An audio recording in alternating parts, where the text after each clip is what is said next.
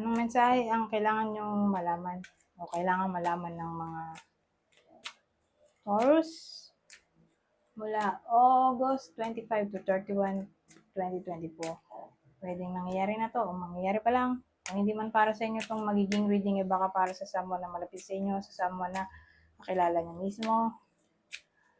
Baka may lumabas na gender mamaya, gawin niyo na ng energy. Masculine at feminine energy. Pwede rin naman na wag niyo nang pansinin ang gender, basta ang mahalaga tumama sa inyo yung reading. Okay? So kung tama naman yung reading, mali lang yung gender, wag niyo nang pansinin ang gender.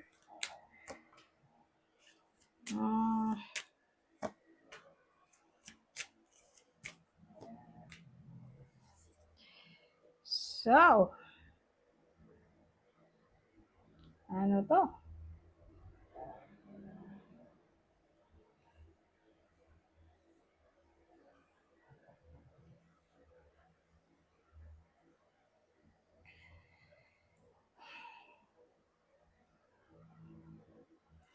Kaya bumaligtad tong Three of Cups natin, no? Okay sana tong tatlo. Kaya lang, baligtad na to.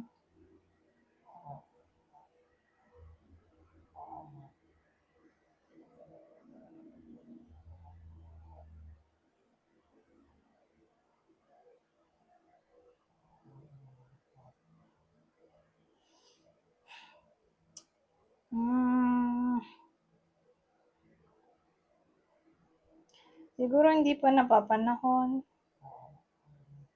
na makapag-ayos sa anyone na nakaaway ng iba sa inyo. Kasi mukha tong bad influence, ito friendship, di ba?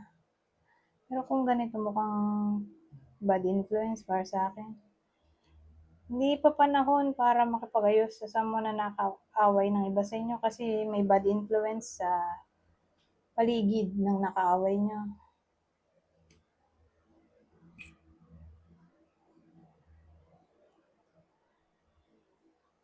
Na sumusulsol. Kaya baka mapahiya lang kayo at hindi makipagbati sa iba sa inyo yung nakaaway nyo. O reconciliation to sa magka-relasyon, pwede rin. Pwede ba yon? Hindi.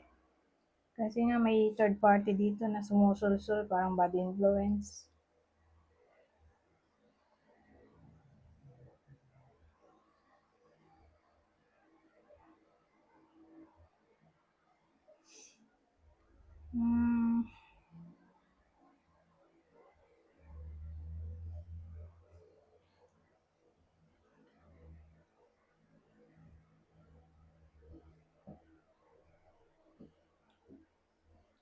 Sabihin naman natin na may ibang pwedeng malagay dito.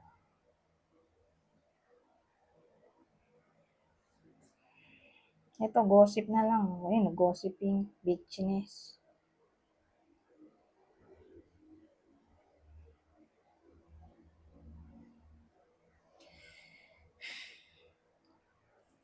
Magkakaroon na ng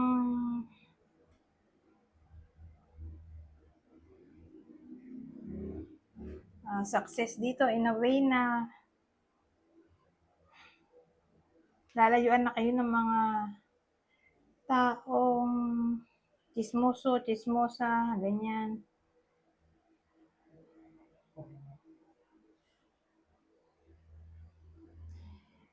So, hindi ko alam kung anong pwede nyo magawa.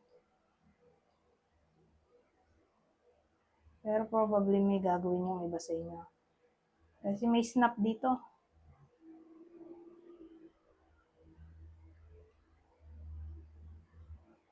Whether may gawin kayo o wala. Tingin ko may pagbabago. Dahil sa presence ng Death card.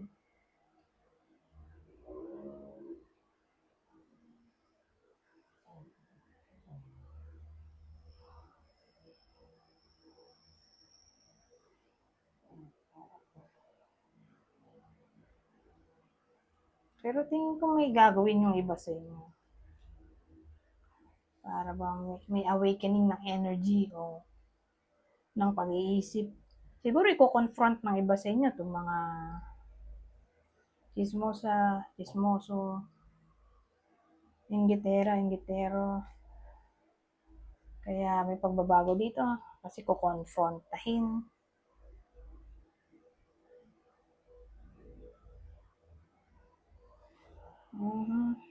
Pwede rin ganon. Sa dami ng sinabi ko, hindi ko na malala. Hindi ko na tuloy alam kung anong ika-clarify ko. Anyways, punta na lang tayo dito. Hindi ko na ma-clarify kung sino yung unang senaryo. Yung nakaaway. Sige. Isa nakaaway, hindi posible ang reconciliation. Regardless kung sino yan. Kung ka-relation, friend, o ka-workmate, o ewan ko. Hindi posible kung ang zodiac sign ay Scorpio, Capricorn. Yung pangalawang senaryo, mawawala na yung kaaway na lang in general. Kasi may nanggo-gossip dito eh. Tatantanan na kayo nun. Aquarius, Libra.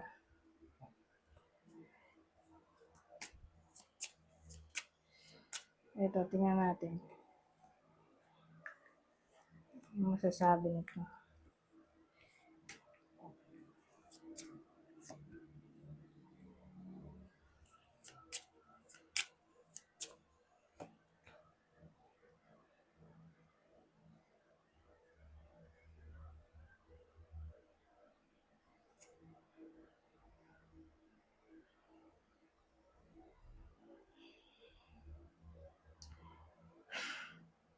12 case-to-case basis to.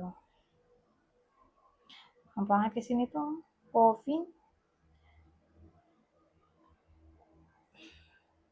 Una, baka may magkasakit sa iba sa inyo. O magkasakit yung mahal nyo sa buhay. Kumbaga may magta-travel hindi matutuloy kasi magkakasakit.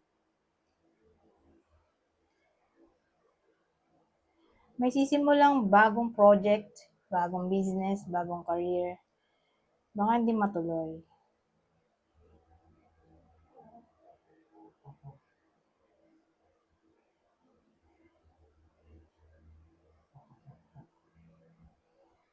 Yan.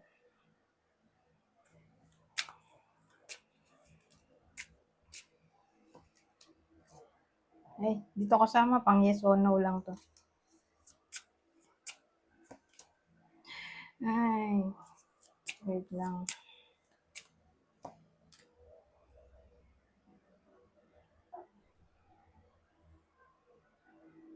Ay, ito maganda.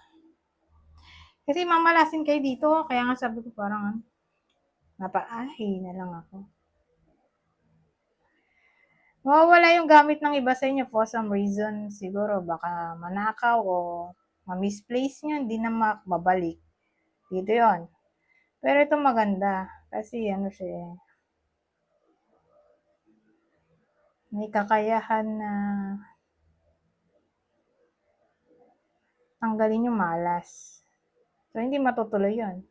Pero kung sakaling nga manakaw o ma-misplace ng iba sa inyo yung gamit nila, mababalik yon. Kung mananakaw, kung ma-misplace, makikita pa rin.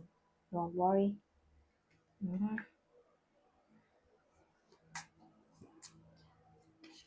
Kung ma-misplace ang gamit at makikita pa rin, don't worry. Ano to? So, sa topic na to, wala namang clouds.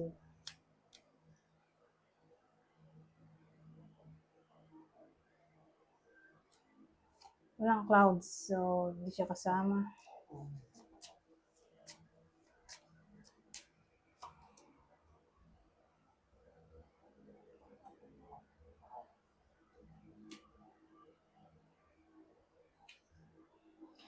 Para bang ano eh, mahanap na ng iba sa inyo ang kanilang totoong purpose sa buhay o direksyon.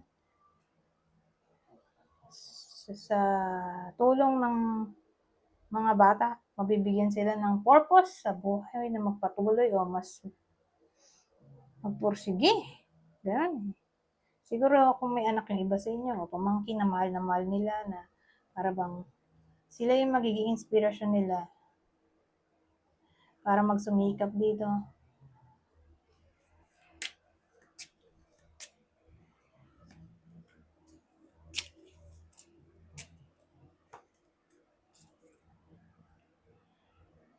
Wow!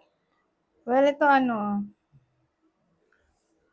magiging attractive yung iba sa inyo, makaka-gain sila ng fans, followers, ni love interest dito,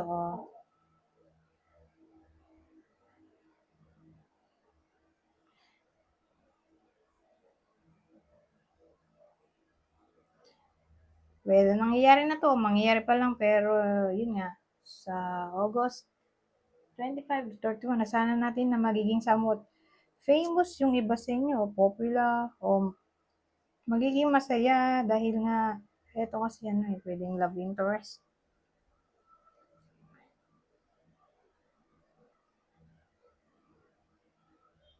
Pero sa ganitong combination, may magkaka-crush sa iba sa inyo.